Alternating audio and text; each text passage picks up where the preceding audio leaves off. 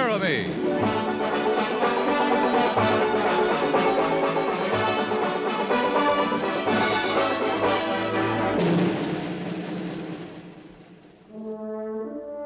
Fort Laramie, starring Raymond Burr as Captain Lee Quince. Specially transcribed tales of the dark and tragic ground of the wild frontier, the saga of fighting men who rode the rim of empire, and the dramatic story of Lee Quince, Captain of Cavalry.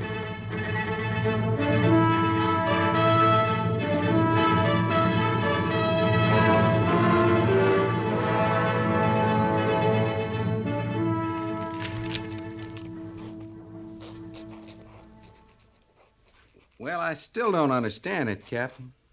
I don't imagine the War Department worries itself about what you and I think, Gorse. What I mean is, it only makes plain sense that a troop of men ought to be called a troop, not a company. What's wrong with company, Sergeant? I don't know, Captain, but it kind of makes us out to be an infantry outfit, don't it? That bothers you? I joined the cavalry, not a bunch of road builders and day laborers. I'm not sure Captain Lawson and his men would like to hear themselves called that. Well, I didn't exactly mean any disrespect to him, sir. I know any frontier post ought to have some infantry stationed on it. But I just think somebody ought to get around to changing the designation company. A good enough name during the Civil War. I guess so. Oh, cheer up, Gorse. May take 'em 10 years, but sooner or later they'll change it. I'll be commanding a troop instead of a company. Yes, sir. I'll be a whole heap older by 85, and I'll sure feel better about it. All right, Sergeant. Have Corporal Mercer make out some copies of this, then post one at the saddler's shop, another at the AQM stores. Yes, sir. Captain? What is it? Looks like Lieutenant Seibert's and the men coming through the main gate now, sir. Yeah, they're about 7 hours late. Come on. We'll go meet him.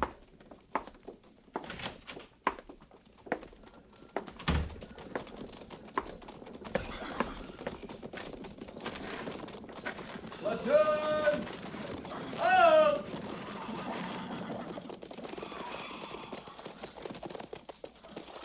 Prepare to dismount! Dismount! That's pretty ragged.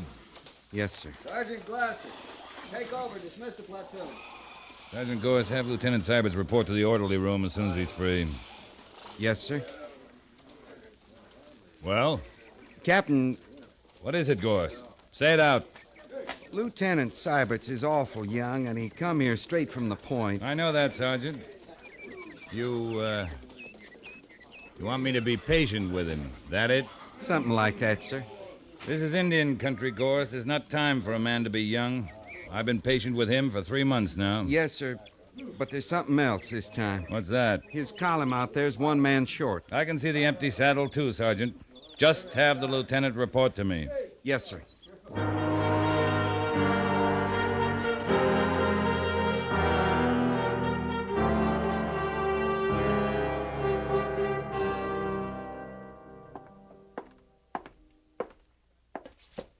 Lieutenant Seibert's reporting the captain is ordered. Stand at ease, Mr. Seiberts. You've just completed a fairly routine mission, Mr. Seiberts. Is that correct? Yes, sir. If I recall, your orders were simply to take a platoon from B Company, proceed along the wagon road to Fort Collins, accept delivery of 60 remounts from Garrison Quartermaster, and return to Fort Laramie. Yes, sir. That's correct. You were to hold strictly to the route assigned, avoid all contact with Indian irregulars or any action which might provoke hostilities or reprisals. Were those your orders or not? Yes, sir. They were. Were they clear? Did you understand them? Yes, sir, but... Just ride to Fort Collins and bring back 60 horses. Those were your orders. Now, why didn't you carry them out? I did, sir, until circumstances changed things. Circumstances never change an order. The most you can do is alter the way you carry it out. All right, let's take a look at the way you carried out your orders. Sir, Up until last night when you bivouacked, everything had been normal. Then, during the night, a band of Indians jumped you and got away with 35 head of horses. Why? Because you'd already violated one order, a standing order applying to all night camps in Indian country, to use 4 sentries on the picket line and 4 more out in the points. You'd only posted 3 altogether. We were only 4 hours from the fort, sir. I thought... Then you violated 3 more orders. You sent a detail into the fort with the horses you had left, and you led the rest of the column in pursuit of the Indians. But, sir, In doing so, you left your assigned route, you made deliberate contact with the Indians, and you committed an act you knew would provoke hostilities. In fact, you did everything but tear up your orders and feed them to your mount. But they'd stolen the horses, sir, and those horses had been placed in my charge. I couldn't let them get away with it. Why couldn't you? You're an officer of the United States Cavalry, Mr. Syberts. You're not permitted the privilege of getting mad and hitting back. We've got a job to do out here, a tough one. To keep order over an area of 10,000 square miles, and to do it without men or the guns we need. I know that, sir. We're sitting on a powder keg, Lieutenant, every minute of the day and night, and don't you ever forget it. Just because some Indian strikes a match, that gives you no excuse to light one in return. That clear? Yes, sir. You brought back an empty saddle. How did it happen? We were ambushed, sir. Private Linley was killed in the first volley. Corporal Dean and Private Wagner were wounded. We killed 2 of the hostiles before withdrawing. Did you bring in Linley's body? I'm sorry, sir. We were unable to recover it. All right, that's all, Lieutenant. Yes, sir.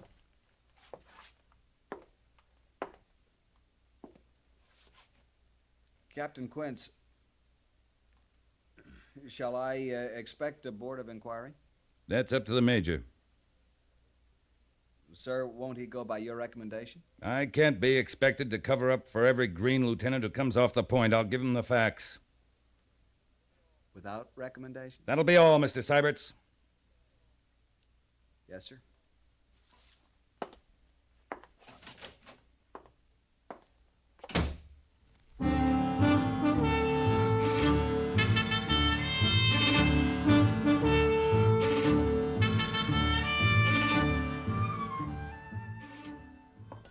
Now, just a minute, Captain. You can't expect to cover up for every green lieutenant who comes off the point. And I wouldn't attempt it, Major, but I still accept full responsibility for Mr. Sybert's actions. Actions. The way I hear it, unofficially, of course, he simply lost his head, violated his orders. Maybe I didn't make the orders clear to him, sir. Clear to him?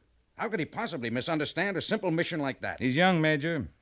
We do things different out here on the frontier. It takes a while to ease into it. We haven't got a while. He'll realize that, sir. Left his route, attacked a band of Indians, and Lord knows what else. Major Daggett, you asking me for a detailed report? Yes, of course I'm asking for... Oh, no. No, by heaven, you've already accepted responsibility. I don't want to know the details, at least not officially. Whatever you want, sir. You mean whatever you want? Confounded Lee, you mother that troop of yours like an old hen with a flock of chicks. Yes, sir.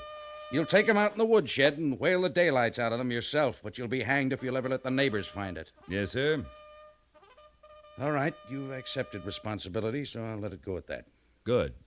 Provided you also accept the responsibility for pulling us out of the fire. A band of renegades, whoever they were, have attacked a cavalry column, stolen 35 horses, and killed a trooper. If they get away with it, more Indians will jump reservation and join up with them. I think we can prevent that, Major. With your permission, I'd like to have a try at it. What'll you need? 40 picked men from B Company, a second in command, and half a dozen of the best Indian scouts at the fort. Quanto for one, Dancing Fox, and maybe Will Granby and Pete Hazen. All right. Who'll you take as your second? Peterson? No, sir. Lieutenant Syberts. You're handicapping yourself. I'd like to move out by 1 o'clock. That way a forced march will put us at the site of the ambush before dark. All right, Captain Quince. Make your arrangements. Thank you, sir. Oh, and Captain, Yes, sir? good luck. Thank you, sir.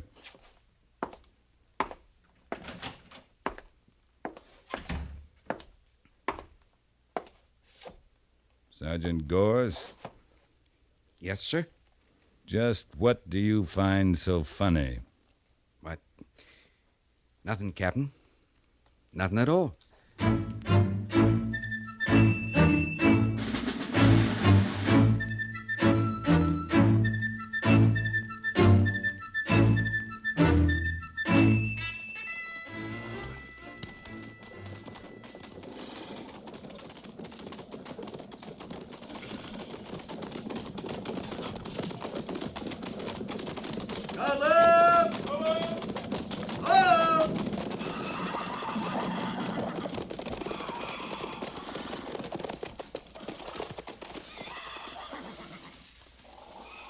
Prepare to dismount!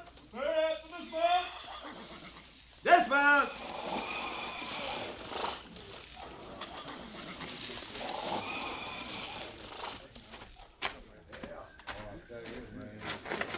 Lieutenant Sybert's reporting, sir. We're ready to move out on order. Good. Sergeant Gorse? Yes, sir? What do the scouts say? Quanto talked with the scouts that were with the lieutenant at the ambush, sir. He's pretty sure they're a bunch of Cheyenne, Bison clan, with Squaw Dog leading them. Squaw Dog. How many braves? Around 30, sir. And Quanto thinks they won't be very far away. I agree with him. This time of year, they're not likely to go north of the Laramie Mountains or west of the Sweetwater Ridge. 10 to 1, they'll hole up somewhere in the Butte country this side of the Laramie foothills. Well, that's what Quanto thinks, too, sir. All right, Sergeant. Tell Quanto and the other scouts to move out. They can cut the sign at the side of the ambush before the column arrives. We'll be there at 5. Yes, sir. Quanto, you and Will Granby move out. All right, Mr. Syberts. Post. Column! Come Check! Prepare to mount! Prepare to mount! Mount! The guide is left, soldier. Scouts have moved out, sir. Right, Sergeant. You, get coffee this morning, Gorse? Yes, sir. I'm glad.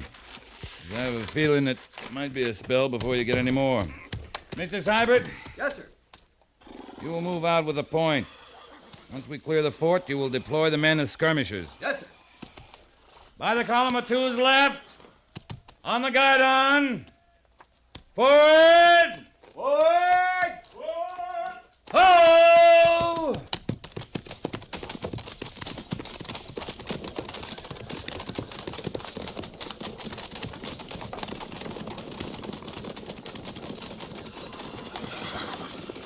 Captain, What is it, Gorse? I sure do like getting out in the open air now and then. I just hope you feel that way 2 days from now. I think I will, sir. I think I will.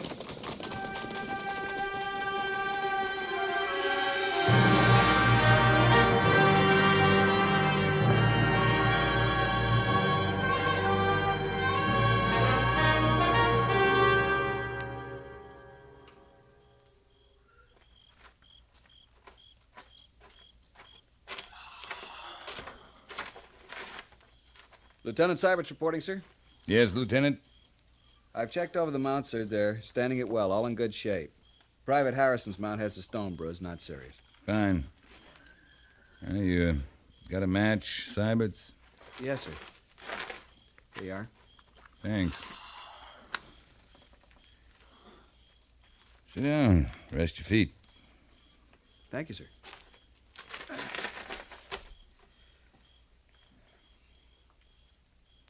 Captain, may I ask what the plans are? We'll let the men rest here till midnight, then push on north following the river. Unless Quanto or one of the other scouts makes contact before then. And after that, sir, when we find Squaw Dog and his men. No plans. At least no detailed plans. As a matter of information, Lieutenant, or instruction, as you might say, I'm operating under one general order. To get the horses back, punish the Indians responsible for stealing them and for killing Private Linley, and do it without starting a blood feud. You pardon my saying it, sir. It sounds like a difficult mission. Most of the jobs the cavalry does out here are difficult, Lieutenant. In time you'll realize that. I'm beginning to, sir. Hope so. Who goes there? Advance and be recognized. One go. Go.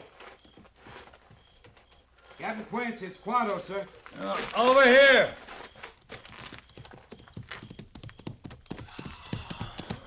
Any luck, Quanto? Much luck. Fine Squaw Dog. Where? Upriver at Ponowico Fork, 1 mile west. Camp in Buttes. Ponowico Fork.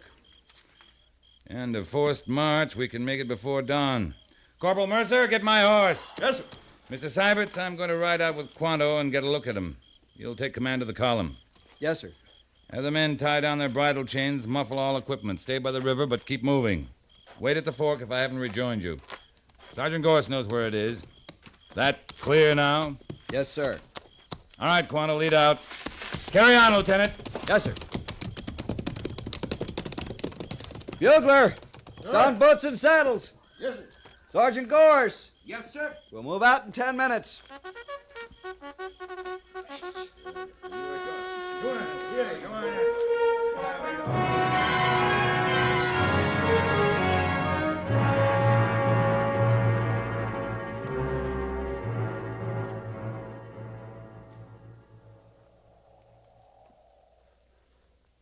Well, that's them, all right, Lieutenant. If it was anybody else, a point flanker would have stopped him. Wonder what he plans to do. I just wouldn't know, sir. I never try to outguess the captain. He's a good officer, Sergeant Gorse. You couldn't find any better, sir. When we got a little time, I want to tell you something else about him.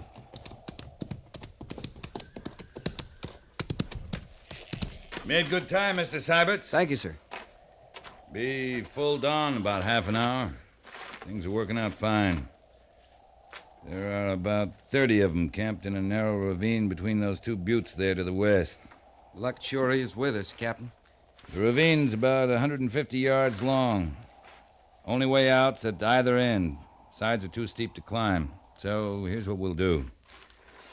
Sergeant Gorse will send 4 men to each of those 2 buttes. They'll climb on foot, take positions on the rim of the ravine looking down on Squaw Dog's camp. Understood? Yes, sir. Lieutenant, you'll take 12 men and circle south to come up on the far side of the buttes. You'll approach on foot, establish a skirmish line to command the mouth of the ravine. It's all broken ground. There's plenty of cover. You'll have 20 minutes to get in position. That clear? Yes, sir. I'll move in, cover this end of the ravine. You'll fire at will on your own discretion as soon as you hear my guns open up. And with this point in mind, don't kill a single Indian unless you have to keep from being overrun. But, sir... That's an order, Lieutenant. This whole operation has just one purpose. I want Squaw Dog to realize one thing fast, that he's trapped, and that we can kill him and every one of his braves if we so choose. After that, we'll just see what happens. That clear to both of you? Yes, sir. Yes, sir. All right, move out.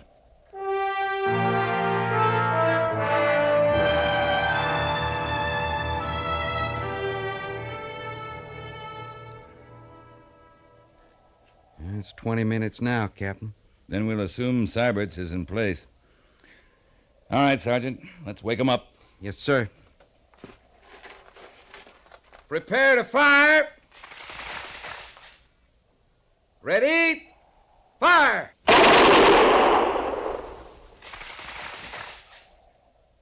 Hit him again, Sergeant. Ready? Fire!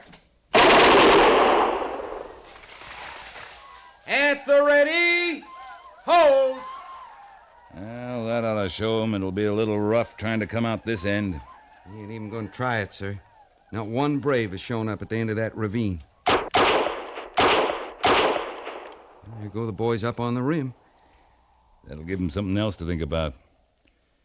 Well, he ought to run into Syberts down there at the far end any second now. There he goes now.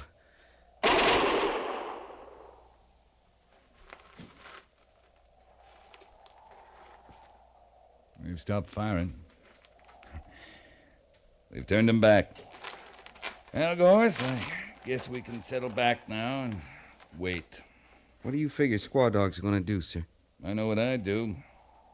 I'd hightail it out here and talk things over. You got a match, Sergeant?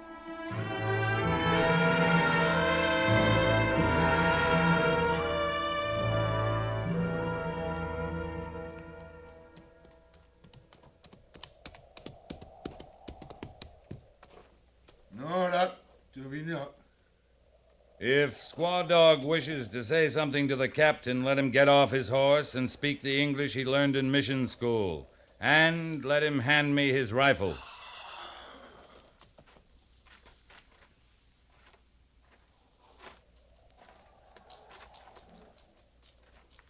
Squaw Dog. ask why it is white man's soldier attack peaceful hunting party. Is it possible Squaw Dog thinks I'm a fool? All Cheyenne know. Captain is wiser of all men. Then is it possible that Squaw Dog has lost his eyesight and gone blind? Squaw Dog sees like the eagle. Then why can't he see 35 horses in there, in that ravine, with the mark of the white man's government on their flanks? Or is it possible that some of the chief's braves have made a fool of him? A fool? Could it be that some of them have stolen horses and killed a soldier of the white man's army, and Squaw Dog knows nothing about it? Could it be that they've lied to you? Told you they traded for the horses? Are you a chief, Squaw Dog? Or a fool whose men laugh at him behind his back? I am a chief. Then why are you not able to control your men? Why are they able to fool you so easily? Have you lost your authority? I am chief. If you were chief, you would identify the guilty men and punish them yourself. Why is it necessary for the white man's army to do your job for you? I do not know who does this thing. Well, I'll give you 5 minutes to find out. And if you can't, then we'll look for the guilty men with bullets. And a bullet has no eyes, Squaw Dog. It can't tell the guilty from the innocent. How many brave you say do this thing? I don't know, but one trooper was killed. I'd say it would take about 4 braves to kill a trooper. Squaw Dog, go now. Just 5 minutes. And when you come out, leave the government horses in the ravine and leave your rifles there, too. We do not keep rifle. You do not. It may help remind you to supervise your braves more closely in the future. Now get going. The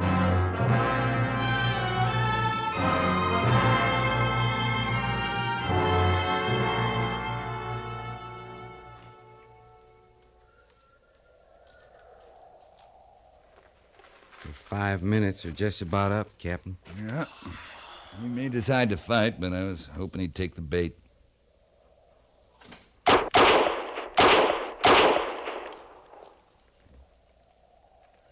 He took the bait, Captain. Yeah. Well, it's rough justice, but it's better than a blood feud and a punitive campaign by a full regiment. There they come, sir. They're riding out. All right. Let Mr. Syberts know he can follow him through. Yes, sir. Bugler, sound a recall. Well, they probably shot the 4 oldest. Probably. Have Squaw Dog and his braves stand by till Lieutenant Syberts gets here. He took part in the action. He has a right to share the surrender. Yes, sir.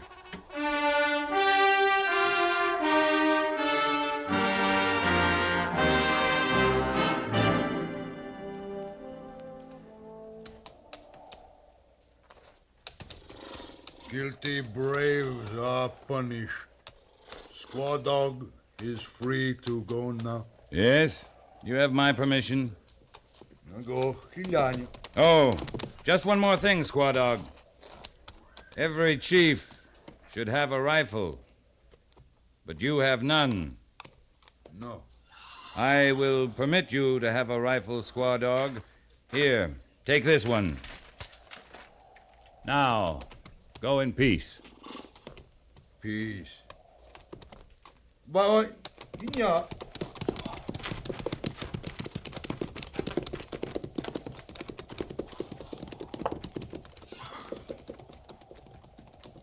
That bloody old reprobate. Revenge is a luxury out here on the frontier, Sergeant. Better this way in the long run.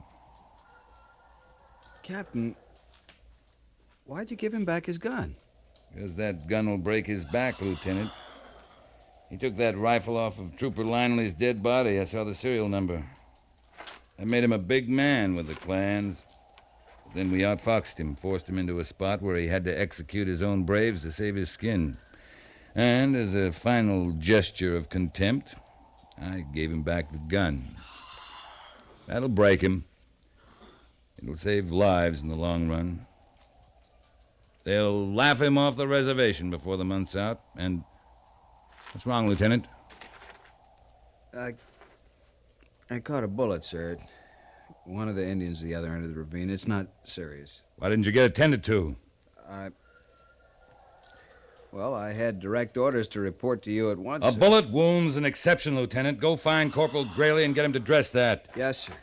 Oh, Lieutenant. Yes, sir? About that board of inquiry. I heard about it, sir. Who from? Sergeant Gorse, sir. Gorse? Captain, he's going to do all right. He'll make a good soldier. He'll do better than that, Sergeant. He'll make a good cavalryman.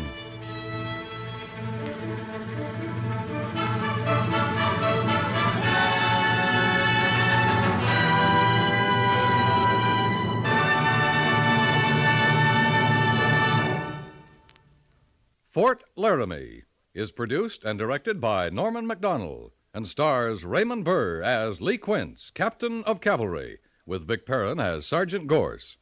The script was specially written for Fort Laramie by Les Crutchfield, with sound patterns by Bill James and Ray Kemper.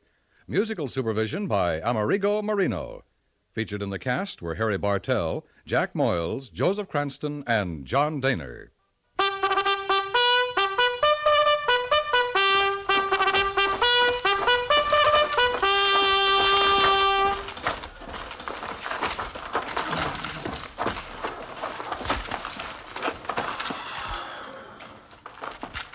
Company, tension! Dismiss!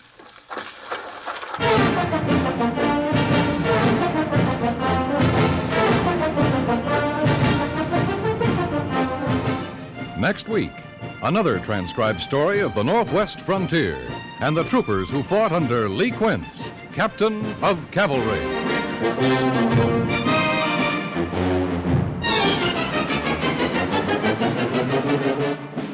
Now, a public service message from CBS Radio. In time of flood or fire or other disaster, feeling sorry for the victims is not enough in itself to help those victims resume their normal ways of life. When disaster strikes, someone must be on the spot and on the job to help. And with your support, the Red Cross will be on the job wherever and whenever emergencies arise.